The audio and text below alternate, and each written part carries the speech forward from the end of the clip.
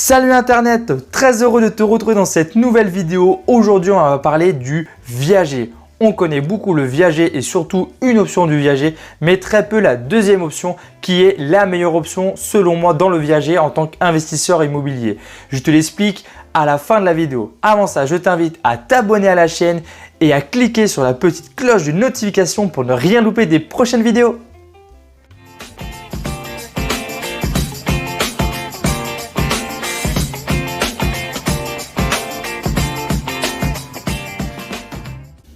Tout d'abord, on va définir le viager, d'accord? Parce que ici, on part de zéro, tu le sais très bien, on explique vraiment tout de A à Z de façon vulgarisée. Alors, le viager, qu'est-ce que c'est? C'est avant tout une vente d'un bien immobilier ou autre chose, d'accord? Un viager, ça peut être un bijou ou autre. Le viager en lui-même, c'est un système d'achat, mais nous, on va parler ça en immobilier. Donc, on va dire que c'est une vente d'un bien immobilier entre un vendeur et un acheteur devant un acte notarié, devant un notaire. Alors, je te vois venir tout de suite. Oui, bien sûr, c'est une vente de base, ok, mais le viager a une caractéristique précise pour la vente. En tout cas, pour le vendeur, ça lui permet de l'assurer sur un loyer, sur une rentrée d'argent, donc on appelle une rente. Il assure une rente jusqu'à la fin de son décès.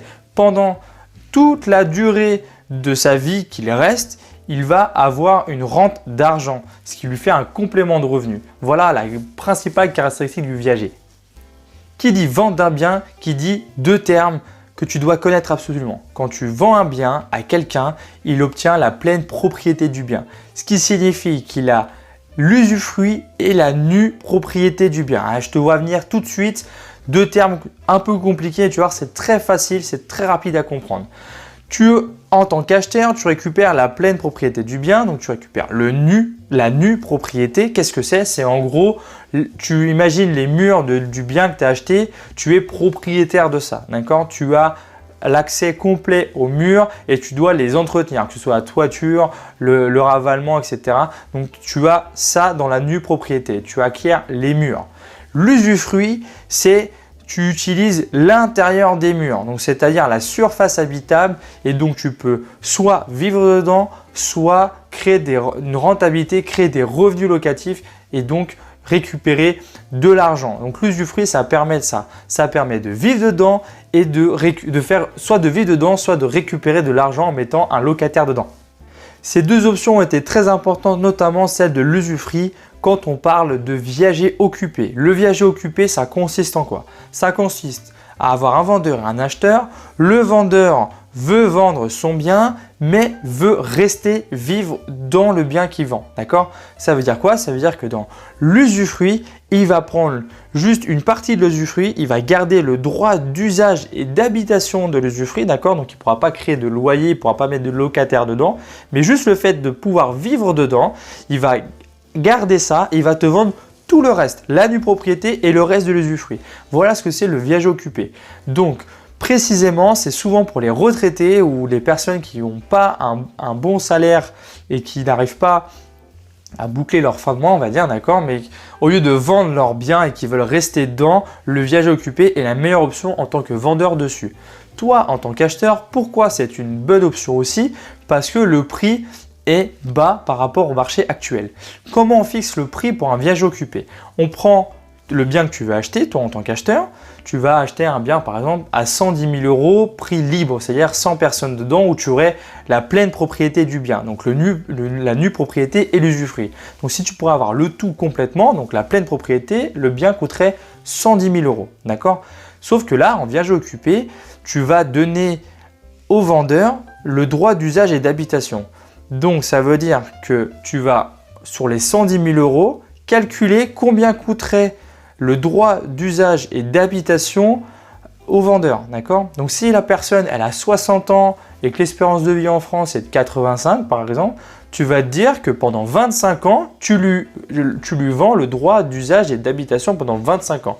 Cette somme-là, les calculs sont précis, c'est fait avec un notaire, etc. Mais on va dire qu'imaginons que cette somme-là, que tu donnes le droit d'usage et d'habitation sur 25 ans, elle va être de 20 000 €. Donc, sur tes 110 000 € de prix de base sur le marché, tu vas enlever 20 000 € et ça va donner le prix du viager occupé. Ce qui te permet de trouver des biens en viager occupé sur le marché nettement moins cher que si tu le paierais en libre. Voilà l'intérêt du viager occupé. C'est toi, en tant qu'acheteur, d'acheter un bien moins cher, mais que tu récupères quand la personne, le résident décède. Donc, tu lui offres, tu lui fais acheter le droit d'usage et d'habitation jusqu'à son décès. Ce qui fait que les prix sont moins chers et ton accès au logement, ton accès à la propriété est moins cher, mais tu récupères le bien plus tard.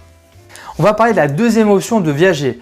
Tout d'abord, il n'y a que 10% de cette option de viager qui sont faites dans les transactions de viager. C'est dire à quel point c'est rare. 10% de transactions de cette façon-là, c'est rare. Et quand c'est rare, il faut regarder, il faut s'y atteler et il faut surtout connaître cette option en tant qu'investisseur. Qu'est-ce que c'est alors? Le viager libre, c'est la différence de l'occupant. Libre occupant, je pense que tu arrives vite à comprendre. Le viager occupant, la personne elle reste dedans et le viager libre, elle part. Mais concrètement, ça veut dire quoi? Ça veut dire que quand tu vas acheter le bien en viager libre, tu vas acheter vraiment toute la propriété. Tu vas acquérir la pleine propriété du bien. Je te rappelle, tu vas acquérir l'usufruit et la nue propriété et aussi dans l'usufruit, tu vas garder le droit d'habitation et de logement que tu cèdes quand tu fais du viager occupé. Cette fois, tu récupères tout.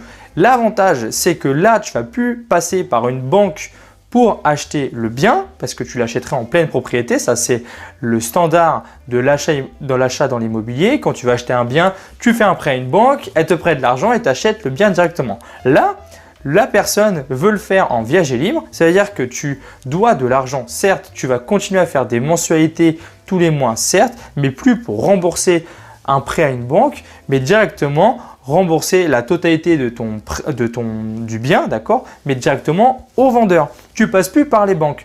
Et pourquoi c'est bien? Parce que déjà, les frais de dossier des banques, tu peux dire au revoir.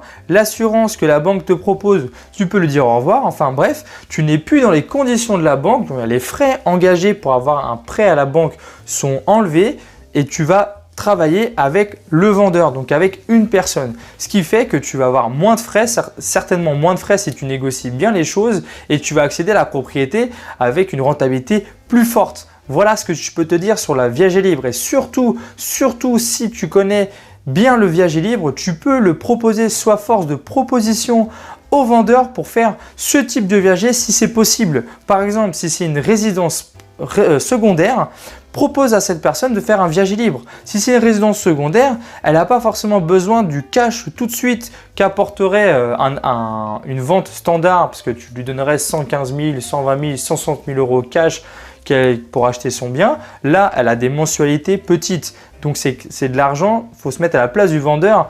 Si tu fais un viager libre, c'est dans le cas où le vendeur n'a pas besoin d'un gros paquet d'argent, d'un gros capital d'argent. Donc, s'il n'a pas besoin de ça et que ça l'intéresse d'avoir des petites mensualités tous les mois, mais assurées, propose-lui ça car toi, ça te permet d'accéder à cette propriété beaucoup plus facilement et de créer des rentabilités beaucoup plus fortes. Je le rappelle, le viager, sa caractéristique principale, c'est de faire une rente d'argent mensuelle ou trimestrielle pour le vendeur et pour l'acheteur, avoir un bien moins cher sur le marché. Mais surtout pour le vendeur, je précise, ça lui donne de l'argent tous les mois, donc un revenu tous les mois. Qui dit revenu dit taxe. Et oui, on va parler des taxes et c'est important de le savoir, comment on est taxé sur ces rentes viagères. Il faut savoir que ça se base sur ton année, ton âge, d'accord? Si tu as entre 0 et 50 ans, tu vas avoir un abattement fiscal de tes revenus que tu reçois. C'est-à-dire, tu vas avoir 30% d'abattement fiscal si tu es entre 0 et 50 ans, d'accord? Si tu reçois 100 euros par mois, au lieu d'être taxé sur 100 euros, tu vas être taxé sur 70 euros. On va t'enlever 30% de ta somme qui seront directs dans ta poche, d'accord? Et le reste, ça va servir au niveau des impôts. Donc, si tu as entre 0 et 50 ans, c'est 30% d'abattement fiscal. Si tu as entre 50 et 59 ans, c'est 50% d'abattement fiscal. Et si tu as entre 60 et 69 ans, c'est 60% d'abattement fiscal. Ensuite, dès que tu as 70 ans ou plus, quoi qu'il arrive plus, c'est un abattement de 70%. Tu vois bien pourquoi le viager libre est très peu fait et que le viager occupé est très répandu parce que souvent le viager occupé, c'est pour des personnes qui sont un peu âgées et plus tu es âgé, moins tu payes d'impôts sur ta rente viagère. Donc c'est souvent comme ça que c'est proposé. Ça sert beaucoup aux retraités, la vente de viagers occupés, car ils sont souvent âgés et ils ont un abattement fiscal très intéressant. Et du coup, ils peuvent garder leurs biens, vivre dedans et avoir une rente et pouvoir vivre un peu mieux que ce qu'ils pouvaient faire avant.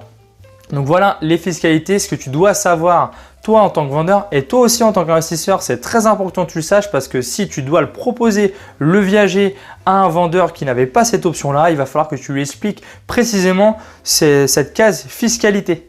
Voilà, cette vidéo touche à sa fin. J'espère que maintenant tu as compris, toi acheteur ou toi vendeur, toutes les spécificités du viager, que ce soit libre, occupé ou la fiscalité. Et je t'invite à t'abonner à la chaîne ou à liker, partager et commenter cette vidéo si elle t'a plu. Car n'oublie pas Internet que c'est toi qui fais vivre la chaîne.